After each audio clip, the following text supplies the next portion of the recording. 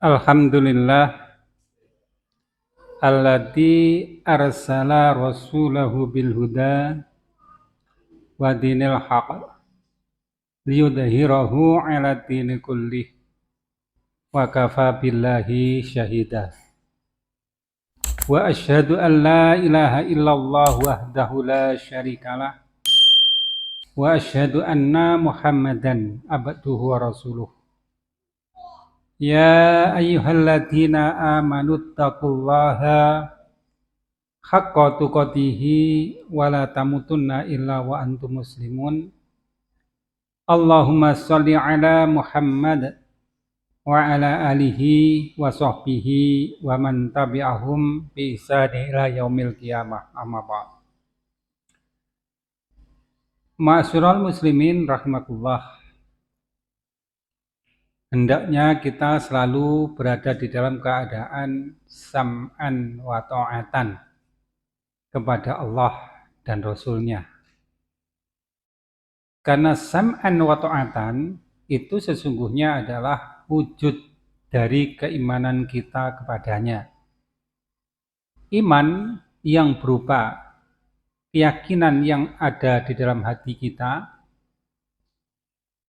yang merupakan hasil dari pembenaran kita terhadap semua berita yang dibawa oleh Rasulullah SAW dari Rabb-Nya, harus diwujudkan di dalam bentuk yang nyata, baik dalam perkataan maupun dalam perbuatan.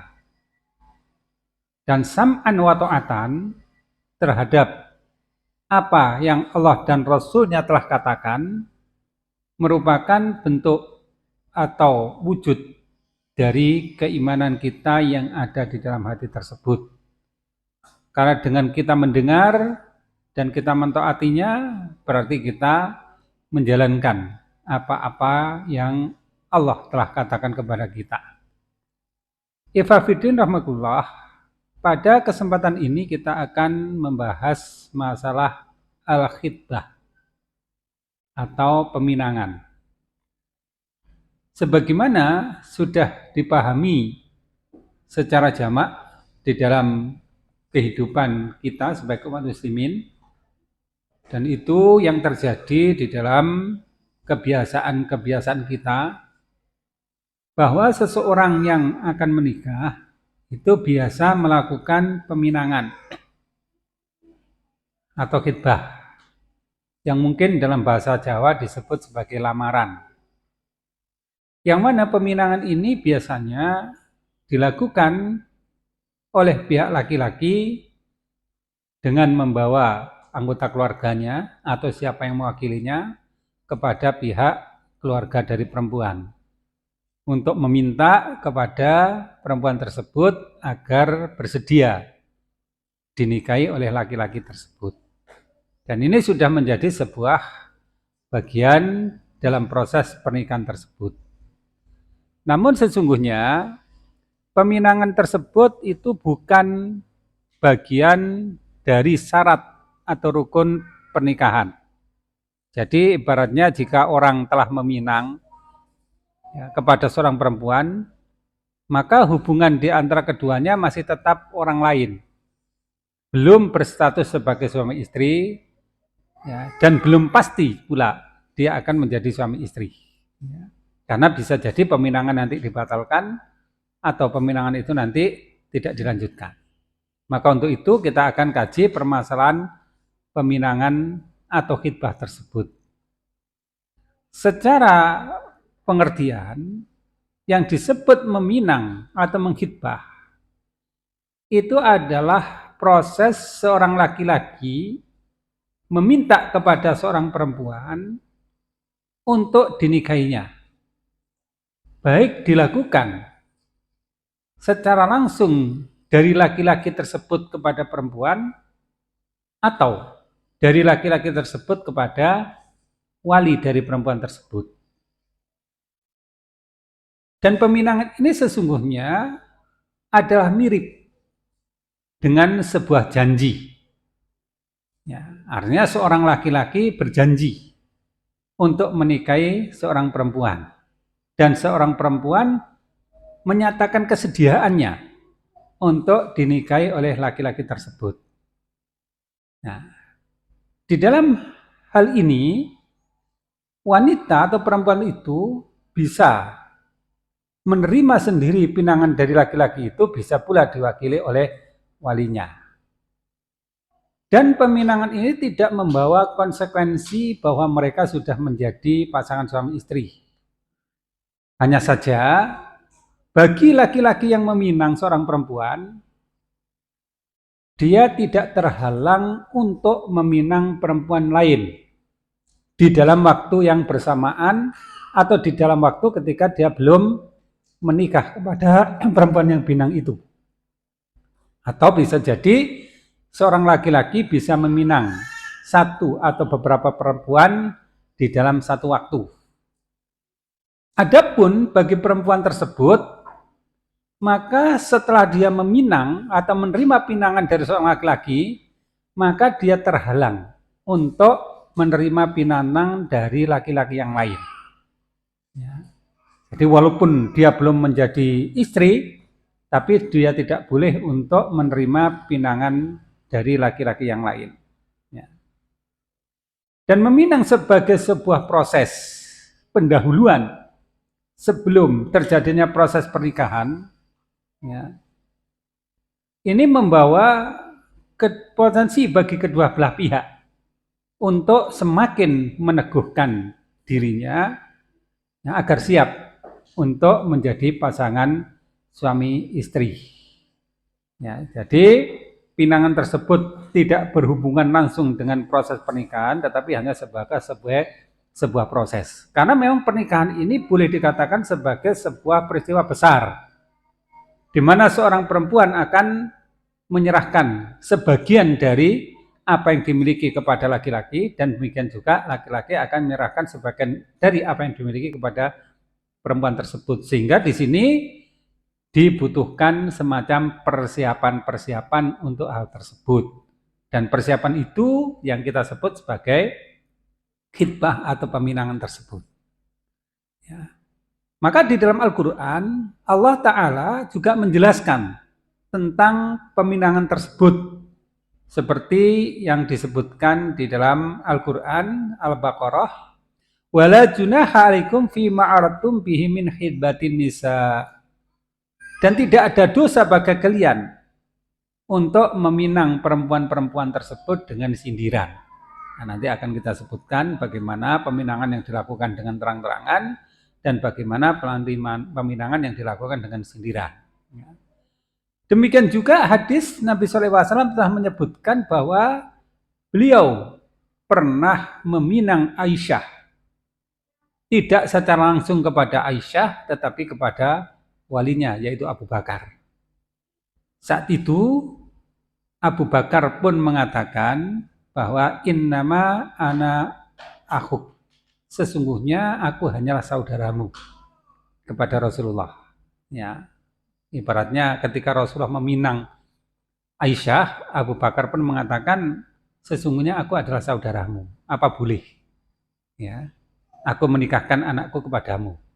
Maka jawaban Rasulullah SAW, anta akhi fi dinillah.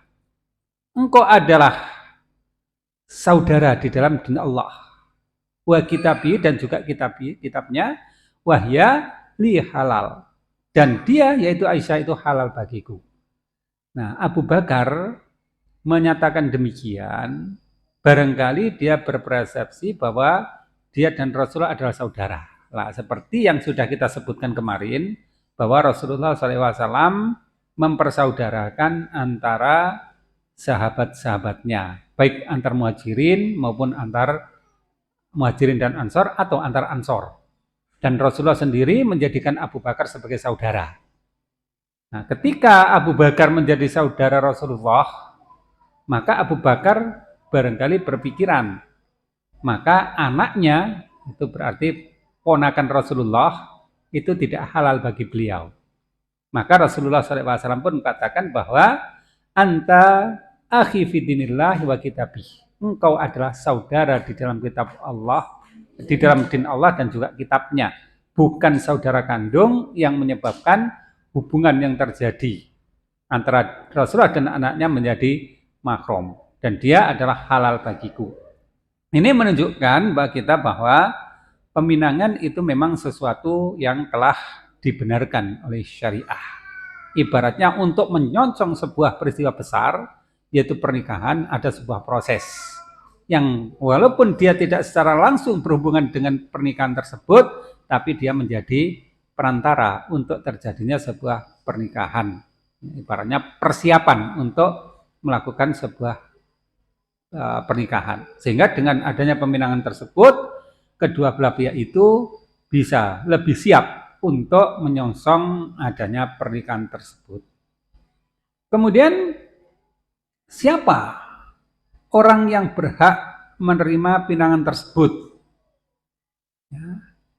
Di antara orang-orang yang berhak menerima pinangan itu adalah perempuan itu sendiri. Artinya bahwa perempuan itu memang mempunyai hak atas dirinya sendiri. Jika seorang laki-laki meminang kepada seorang perempuan, artinya kepada perempuan itu, dan dilakukan secara langsung kepada perempuan tersebut, maka ini diperbolehkan. Jadi tidak lewat perantara. Walaupun di dalam urusan pernikahannya nanti, para ulama masih berselisih pendapat, apakah wanita boleh menikahkan diri sendiri, ataukah wanita harus menggunakan wali untuk bisa menikahkan dirinya dengan orang lain. Nah, nanti insya Allah akan kita bahas permasalahan tersebut. Ya. Namun di dalam urusan peminangan ini, seorang laki-laki boleh langsung menunjukkan pinangannya kepada seorang perempuan, dan perempuan itu boleh juga menyatakan kesediaan atau ketidaksediaannya menerima pinangan laki-laki tersebut. Nah, dikisahkan di dalam hadis Nabi SAW yang diriwayatkan oleh Muslim, ya, dari Ummu Salamah, setelah Abu Salamah wafat, ya, qalat arsala ilayya Rasulullah SAW Hatib ibn Abi Balta'ah yakhtubuni lahu fakultu inna li binta wa ana goyur. Ya. Rasulullah SAW pernah mengutus Hatib bin Abu Balta'ah untuk meminangku untuk beliau. Maka aku katakan, sesungguhnya aku adalah seorang yang mempunyai anak perempuan dan aku adalah seorang yang penyemburu. Jadi Rasulullah SAW meminang kepada Ummu Salamah itu, ya, beliau wakilkan peminangannya kepada Hatib bin Balta'ah, langsung tertuju kepada Ummu Salamah. Jadi tidak lewat wali dari Ummu Salamah. Yang menunjukkan itu diperbolehkannya seorang laki-laki meminang secara langsung kepada perempuan. Dan perempuan itu punya hak untuk menerima atau menolak pinangannya, ya, tanpa harus mewakilkan kepada, ya, orang lain atau walinya. Dan yang kedua, peminangan itu boleh juga dilakukan lewat walinya. Ya. Seperti halnya yang telah kita kisahkan di dalam hadis yang diriwayatkan Bukhari tadi, yaitu ketika Rasulullah SAW meminang Aisyah kepada Abu Bakar.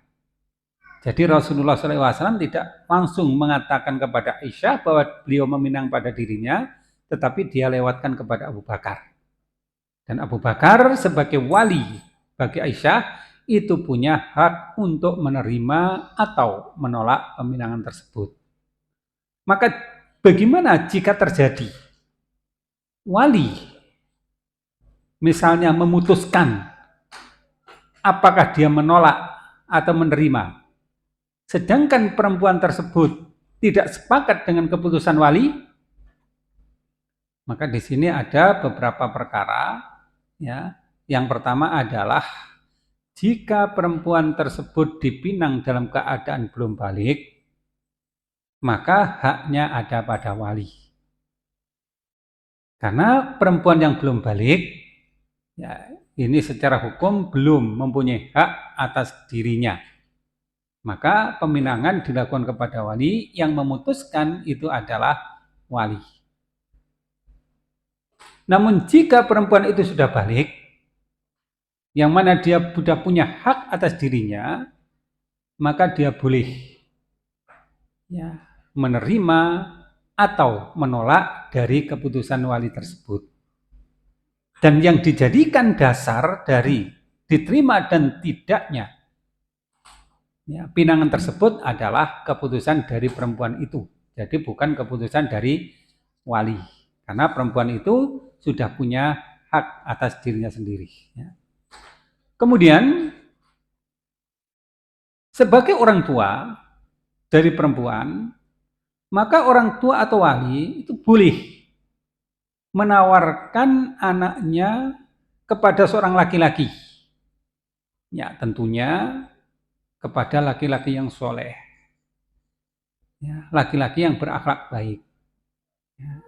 Kenapa? Karena tentunya perempuan tersebut akan merasa kesulitan jika dia harus mencari laki-laki sendiri sebagai pasangannya. Nah, ini mungkin berbeda dengan sistem kehidupan yang ada saat ini, di mana seakan-akan perempuan dan laki-laki mempunyai kebebasan yang mutlak untuk menentukan calonnya masing-masing. Kenapa? Karena di dalam pergaulan sehari-hari seakan-akan memang tidak ada batas antara laki-laki dan perempuan. Dan ini seakan-akan juga menghilangkan peran wali. Ya, berbeda dengan sistem yang ada di dalam Islam, karena interaksi perempuan dengan laki-laki itu memang terbatas. Ya, sehingga perempuan di dalam banyak hal tidak bisa melakukan sesuatu untuk dirinya sendiri, maka itu diwakili oleh wali. Nah, termasuk di dalam masalah memilih jodoh tersebut. Sehingga dengan pengertian yang lebih sederhana, laki-laki mempunyai hak untuk memilih kepada perempuan yang dia sukai, sedangkan perempuan yang dipilih itu punya hak untuk menerima atau menolak. Ya. Dan jika perempuan itu juga ikut memilih, dengan cara yang dibenarkan, sebenarnya juga tidak ada masalah. Ya. Tetapi kan cara yang tidak dibenarkan yang dilakukan seperti yang terjadi saat ini. Sebuah contoh, perempuan memilih kepada laki-laki yang menurut dia baik tanpa perantara wali, bolehkah? Boleh. Di dalam hadis dikisahkan, ada seorang perempuan yang datang kepada Rasulullah SAW. Kemudian dia katakan, ya Rasulullah, aku hadiahkan diriku kepadamu. Aku hibahkan diriku kepadamu. Ya. Maka Rasulullah pun melihat kepadanya. Dan beliau tidak berminat untuk menikahi perempuan tersebut. Namun apa yang dilakukan perempuan tersebut tidak dicela oleh Rasulullah. Yang menunjukkan bahwa perbuatan wanita menawarkan dirinya kepada laki-laki yang menurut dia baik itu tidak disalahkan oleh beliau. Ya. Jadi boleh wali menawarkan perempuan yang menjadi orang yang berada dalam perwaliannya, maupun perempuan itu sendiri menawarkan dirinya untuk dinikahi pada orang laki-laki yang disukai, itu kedua-duanya diperbolehkan. Ya, hanya teknis dan caranya yang perlu untuk dijaga, jangan sampai itu melanggar kepada ketentuan syariah. Contoh biasanya yang terjadi adalah laki-laki dan perempuan yang sebelum menikah sudah dimulai dengan berpacaran. Maka tentu ini yang tidak dibenarkan. Tetapi jika perempuan itu mengetahui ada seorang laki-laki yang baik secara din, secara akhlak, kemudian menawarkan dirinya, maka itu tidak disalahkan. Artinya dibolehkan. Nah, maka demikianlah yang akhlak yang sebaik-baiknya di dalam Islam tersebut. Sehingga hubungan laki-laki dan perempuan tidak sampai pada perhubungan yang diharamkan. Nah, terus pertanyaannya adalah bagaimana seorang perempuan tahu tentang seorang laki-laki jika dirinya tidak pernah dalam tanda kutip bergaul dengan laki-laki. Ya, laki-laki itu mempunyai sifat yang terbuka. Ya. Di dalam kehidupan publik, dia tidak terhalang untuk tampak. Sedangkan sebaliknya, perempuan mempunyai sifat yang tertutup. Yang mana di dalam kehidupan publik, ya dia memang tidak pantas atau tidak layak untuk tampak. Ya. Nah, karena laki-laki sifatnya tampak, kelihatan dalam kehidupan. Ibaratnya dia berjalan, nah, tidak ada halangan, dia tampil di hadapan publik tidak ada halangan. Maka bisa jadi seorang wanita ya, mengetahui tentang seorang laki-laki tersebut. Karena memang sifatnya demikian. Dia bisa menjadi guru bagi murid-muridnya yang perempuan. Dia bisa menjadi yang pimpinan dari mungkin yang perempuan-perempuan. Dan kehidupan yang bersifat publik ini menjadikan seorang laki-laki mudah diketahui oleh perempuan. Sehingga jika perempuan menjumpai ada laki-laki yang baik, kemudian dia tawarkan dirinya kepadanya, maka itu diperbolehkan ya, dan tidak dicela.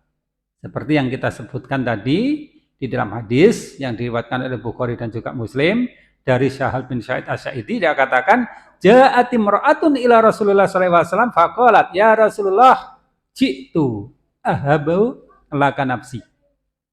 Ya, seorang perempuan datang kepada Rasulullah sallallahu alaihi wasallam, kemudian dia katakan, ya Rasulullah, aku datang untuk menghibahkan diriku kepadamu. Ya, dan ini diperbolehkan. Ya. Dan sebaliknya, ya, seorang perempuan ya, yang ditawarkan oleh walinya itu juga hal yang baik. Artinya bahwa wanita itu tidak punya banyak pengetahuan tentang laki-laki. Atau mungkin tidak punya pengetahuan tentang laki-laki. Karena kehidupannya yang terpelihara. Kehidupan yang tertutup. Maka bagaimana dia bisa dikenal laki-laki? Maka yang aktif dalam hal ini adalah wali.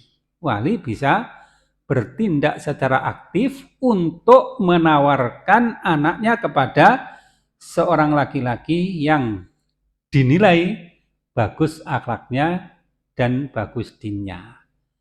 Ya, karena apa? Karena jika perempuan itu tidak ditawarkan, barangkali tidak ada yang tahu tentang ya perempuan tersebut.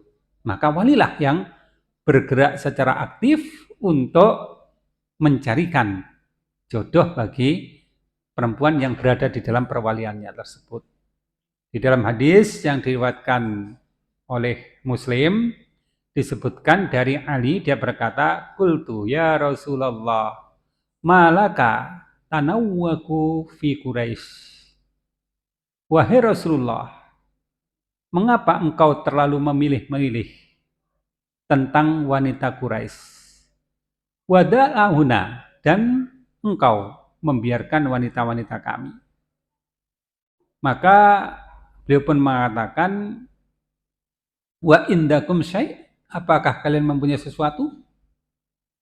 Maka aku katakan, na'am bintu Hamzah. Iya, yaitu putri Hamzah. Ya. Maka Rasulullah SAW pun mengatakan, innaha la tahilluli, innaha ibnatu akhi min radha'ah. Sesungguhnya dia itu tidak halal bagiku, yaitu putri Hamzah itu. Karena sesungguhnya dia adalah saudaraku di dalam persusuan. Nah, jadi di sini yang menjadi perantara untuk menikah, untuk mencarikan jodoh bagi putri Hamzah adalah Ali.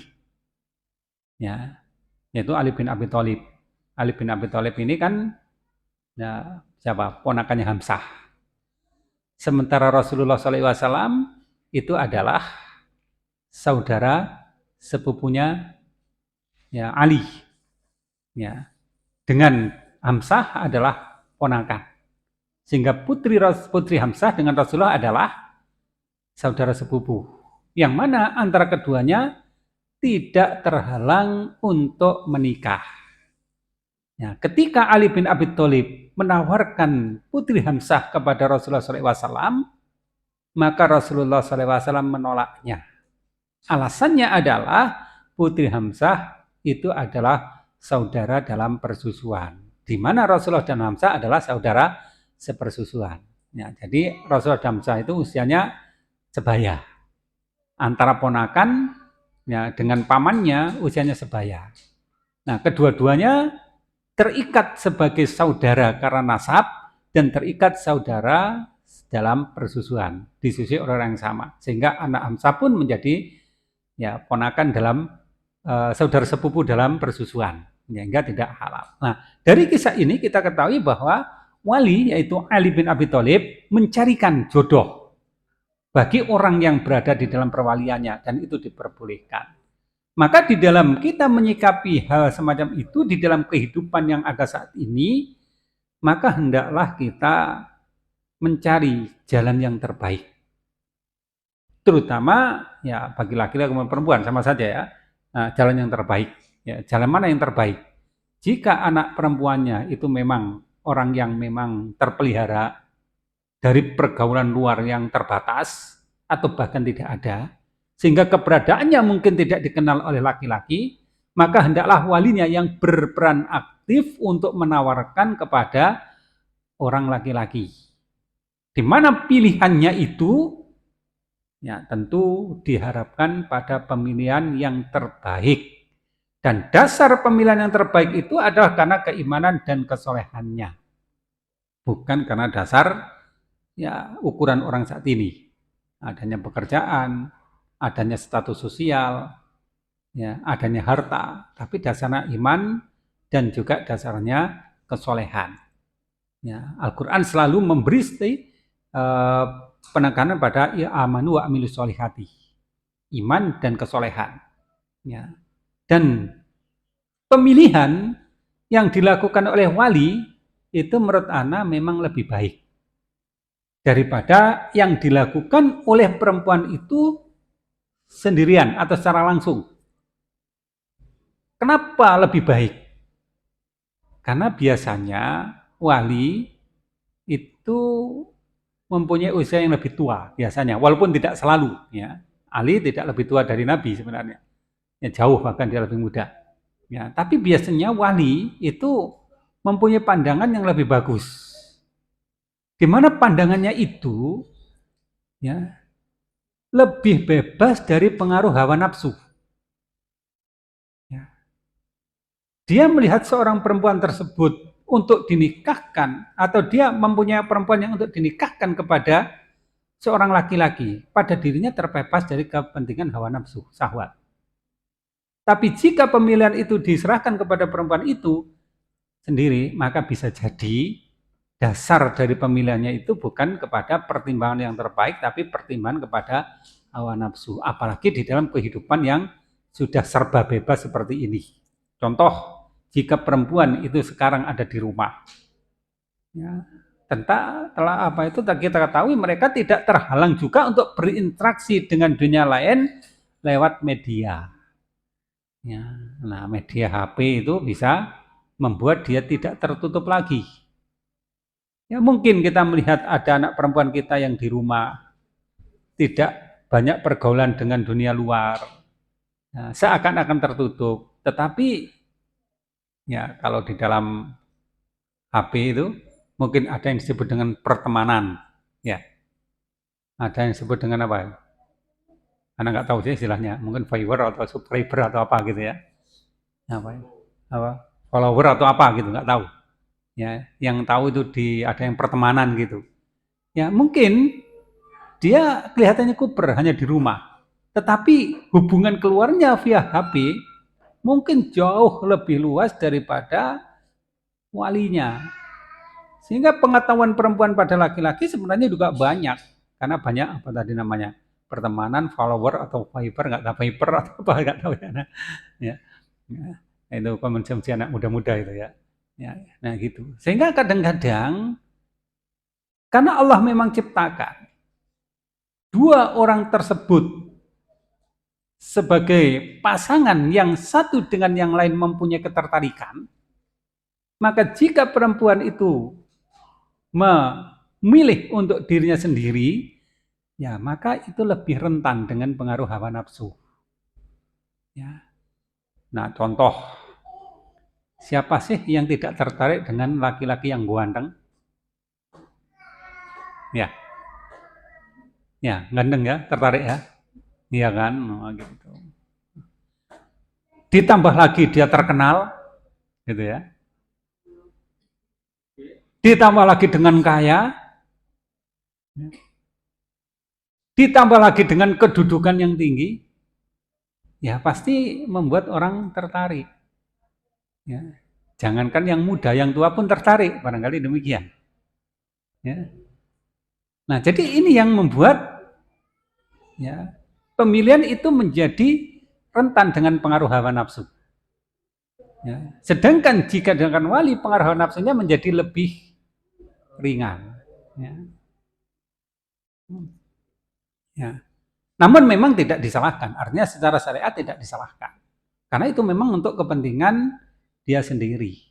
Dan jika perempuan itu memang orang yang bersih hatinya, dalam tanda kutip memilih pasangan untuk dirinya dengan kriteria yang memang baik, maka tidak disalahkan. Seperti seorang perempuan yang dikisahkan dalam hadis tadi, menghibahkan dirinya kepada Nabi. Tentu pilihannya ada pilihan yang terbaik. Ya. Apakah tidak ada pengaruh Nabi itu orang ganteng? Ya barangkali ada juga, karena Nabi orang yang sangat tampan. Ya, mungkin ada juga, karena ini manusiawi. Ya. Tetapi jika pilihan itu memang dasarnya adalah iman dan kesolehan, tentu itu yang terbaik. Nah, disebutkan juga di dalam hadis yang diriwayatkan oleh Bukhari dari Thabit Al-Bunani, dia berkata, "Kuntu ida Anas wa indahu ibnatun lahu." Aku berada di sisi Anas. Di sampingnya ada seorang perempuan, anak perempuannya. Qala Anas, telah berkata Anas, ja'at imra'atun ila Rasulullah sallallahu alaihi wasallam ta'ridu alaihi nafsaha. Telah datang seorang perempuan kepada Rasulullah sallallahu alaihi wasallam menawarkan dirinya ya untuk dinikahi kepada beliau. Maka Rasulullah sallallahu alaihi wasallam pun mengatakan ya, maka perempuan itu mengatakan, "Ya Rasulullah, alaka bihajatun." Wahai Rasulullah, apakah engkau punya hajat terhadap diriku? Ya. Apakah punya keinginan terhadap diriku? Dalam tanda kutip, untuk menikahiku. Faqalat bintu Anas. Maka anak perempuan Anas pun mengatakan, ma aqalla haya'aha. Ya. Wasawa'atah. Alangkah sedikitnya rasa malu dari perempuan itu. Dan betapa buruknya. Nah, ini dalam tanda kutip, anggapan bahwa perempuan yang menawarkan dirinya kepada laki-laki itu mungkin dianggap masih tabu. Atau dianggap sebagai orang yang tidak punya rasa malu. Ya. Dan itu juga terjadi, anggapan itu di zaman beliau. Sehingga anak putrinya Anas pun mengatakan demikian. Alangkah tidak punya rasa malunya dia. Ini sesuatu yang buruk. Betapa buruknya dia. Gitu. Maka Anas pun mengatakan, ya khairu minki. Dia itu lebih baik daripada kamu. Rohibat fin Nabi sallallahu alaihi wasallam. Dia itu berhasrat kepada Nabi sallallahu alaihi wasallam. Wa aradat alaihi nafsaha, dan dia pun menawarkan dirinya kepadanya. Nah, jadi komentar Anas terhadap anaknya yang mencela kepada perempuan tersebut, ya, dia justru menyerahkan kepada anaknya. Ya, kenapa? Perempuan itu menawarkan diri kepada Nabi yang memang beliau orang yang baik. Tidak disalahkan. Nabi pun juga tidak menyalahkan kepada orang tersebut. Sehingga ketika ada orang yang menyalahkan apa yang tidak disalahkan Nabi, Anas pun menegur, itu lebih baik daripada dirimu.